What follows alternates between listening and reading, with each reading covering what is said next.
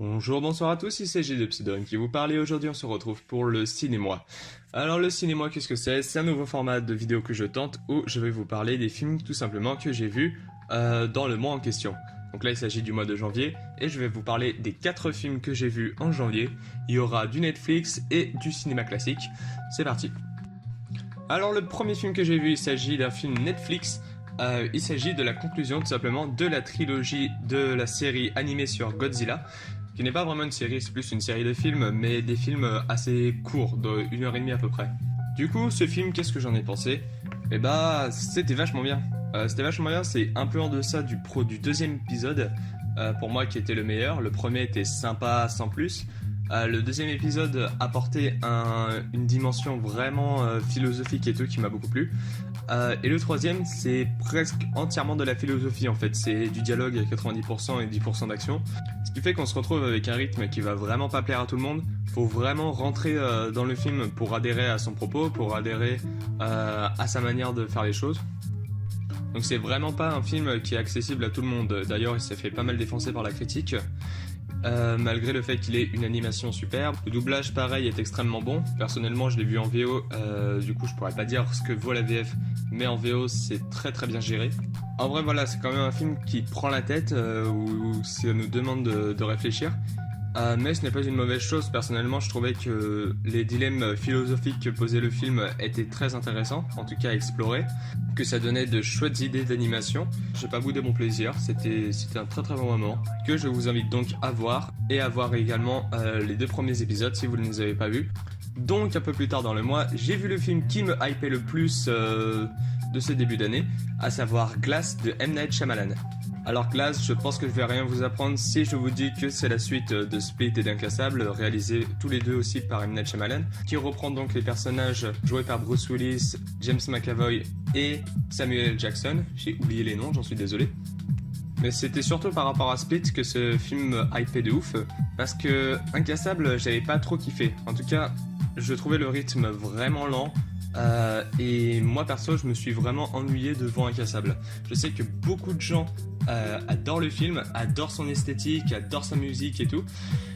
Moi je suis resté un peu en dehors du film, je l'ai trouvé assez moyen et tout, mais ce n'est que mon avis. Par contre Split je l'avais trouvé vraiment génial. J'ai trouvé un style de réalisation qui m'a énormément marqué, d'esthétique aussi, et ce putain de jeu de James McAvoy que j'ai trouvé absolument génial. Et en gros on a un peu de tout dans ce Glass. C'est assez lent, c'est assez atmosphérique. Les acteurs pareil sont tous excellents. Mais je trouve qu'on a un peu perdu en qualité d'écriture. Il y a quelques facilités de scénario qui sont permises. Mais j'aime bien la mise en abîme quand même sur le fait de traiter des super-héros au cinéma et de l'importance mythologique que va prendre ces figures héroïques au fil des années. Je trouve ça vraiment intéressant comme sujet. Et je trouve que le sujet est très bien amené dans le film. Après, si on se concentre sur le côté mise en scène du film, franchement, je trouve que c'est pas ouf. Notamment le climax de fin, où tu vois les 3 personnages en confrontation. Personnellement, j'ai trouvé vraiment pas ça terrible. L'action, elle est vraiment pas prenante, ça bouge pas énormément. Pour un combat de super-héros, c'est vraiment pas dingue. Donc voilà, Glass est un film que j'ai beaucoup aimé malgré tout. Malgré ses petits défauts, c'est un très bon film que je vous recommande de voir.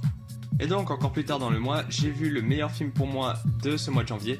C'est Green Book de Peter Farrelly, avec dans les rôles titres Viggo Mortensen et Mahershala Ali. J'espère que j'écorche pas son nom. Ce film a été totalement adulé par la critique. Je crois qu'il a 4,5 sur 5 sur Allociné, c'est complètement dingue. En vrai, je trouve ça un petit peu surnoté, malgré le fait que j'ai trouvé le film vraiment excellent. Sans vous mentir, ça fait peut-être 1 ou 2 ans que je n'avais pas autant rigolé devant un film. Ce film m'a fait crever de rire sur certains passages. Le film est à la fois drôle et très intelligent. Il est bien mis en scène, les jeux d'acteurs sont excellents. Que ce soit au niveau de l'écriture des personnages, des dialogues, de la narration, tout est super bien écrit. J'ai pas vraiment de reproches à faire au film, c'est vraiment une excellente comédie familiale que tout le monde peut voir et apprécier à sa juste valeur.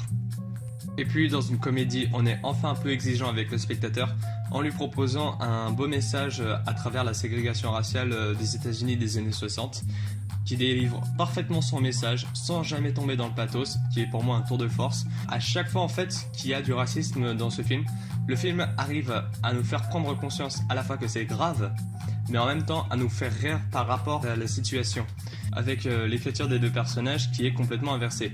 Le noir, c'est celui qui est très très très intelligent, qui a son doctorat, qui fait de la musique comme un dieu.